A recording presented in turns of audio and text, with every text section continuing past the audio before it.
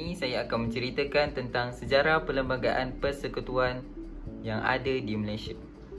Terdapat 3 sejarah perlembagaan persekutuan yang ada di Malaysia. Antaranya ialah Perlembagaan Persekutuan Tanah Melayu pada tahun 1948, Perlembagaan Persekutuan Tanah Melayu pada tahun 1957 dan juga Perlembagaan Persekutuan Malaysia pada tahun 1963. Kita bermula dengan Perlembagaan Persekutuan Tanah Melayu pada tahun 1948. Pada 1 Februari tahun 1948, secara rasmi Persekutuan Tanah Melayu telah dibentuk setelah perjanjiannya telah ditemeterai pada 21 Januari pada tahun yang sama, di mana hasil rundingan antara pihak British dengan Raja-Raja Melayu serta UMNO.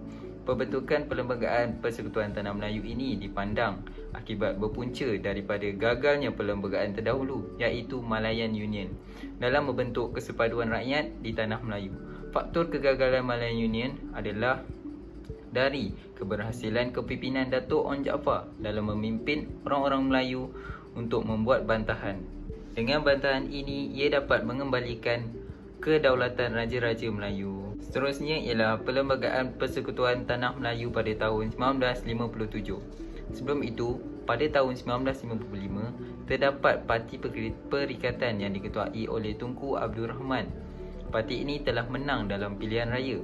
Selepas sahaja memenangi pilihan raya pada tahun 1956, Tunku Abdul Rahman bersama 4 orang wakil Raja-Raja Melayu dan 4 orang wakil dari Parti Perikatan pergi ke London untuk menghadiri suatu mesyuarat rasmi dengan kerajaan British. Tunku Abdul Rahman bersama rombongannya pergi ke sana bagi menuntut kemerdekaan bagi tanah Melayu. Pada masa ini juga Suruhanjaya Red telah ditubuh bagi mengubah Perlembagaan Persekutuan Tanah Melayu. Antara perlembagaan yang baru ialah Kedudukan Istimewa Orang Melayu dijamin, Kedudukan Raja-Raja Melayu dipelihara dan pembentukan negara berasaskan demokrasi. Seterusnya, pada 31 Julai 1957, Akta Kemerdekaan Persekutuan Tanah Melayu 1957 yang diluluskan oleh Parlimen British telah memberi kepada kebenaran kepada Parlimen kepada baginda Queen Great Britain untuk membuat perjanjian dengan Raja-Raja Melayu bagi menubuhkan Persekutuan Tanah Melayu. Dengan itu, baginda Queen memiliki kuasa untuk menamatkan kedaulatan dan bidang kuasa baginda dengan negeri-negeri Selat dan semua bidang kuasa yang lain dengan negeri-negeri Melayu. Akta ini dapat membentuk negeri-negeri Melayu dan Selat menjadi persekutuan yang merdeka di bawah satu perlembagaan persekutuan. Seterusnya ialah Perlembagaan Persekutuan Malaysia 1963. Sejarah Perlembagaan Persekutuan Malaysia pada tahun 1963. Pada waktu itu, Lee Kuan Yew, pemimpin PAP Singapura, ingin mencantumkan Singapura dan Tanah Melayu. Namun demikian, idea tersebut telah ditolak oleh Tunku Abdul Rahman. Beliau cuma mencadangkan cantuman yang melibatkan Sabah, Sarawak dan Brunei. Antara jawatan kuasa yang terlibat dalam proses pembentukan Malaysia ialah Jawatan Kuasa Perundingan Perpaduan Malaysia. Penubuhan ini dibuat kerana bagi menerangkan konsep Malaysia kepada penduduk di Sabah, Sarawak dan Brunei. Selain itu, Suruhanjaya Kobalt dibuat bagi mendapatkan pandangan penduduk di Sabah dan Sarawak tentang Malaysia.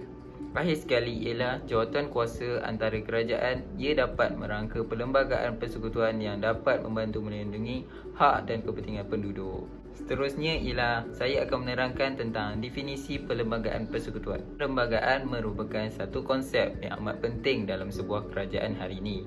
Ia merupakan satu dokumen yang mengandungi semua susunan peraturan dan undang-undang bagi mentadbir dan memerintah sesebuah negara. Ia juga menerangkan secara jelas tentang pembahagian kuasa antara semua badan dengan institusi yang terlibat dengan pemerintah dan pentadbiran negara. Selain itu, ia terang menjelaskan tanggungjawab dan kewajipan setiap warga negara terhadap pemerintah negara. Kita pergi kepada konsep perlembagaan persekutuan. Konsep perlembagaan persekutuan merupakan sumber undang-undang tertinggi sesebuah negara. Setiap orang wajib mematuhi keluhurannya.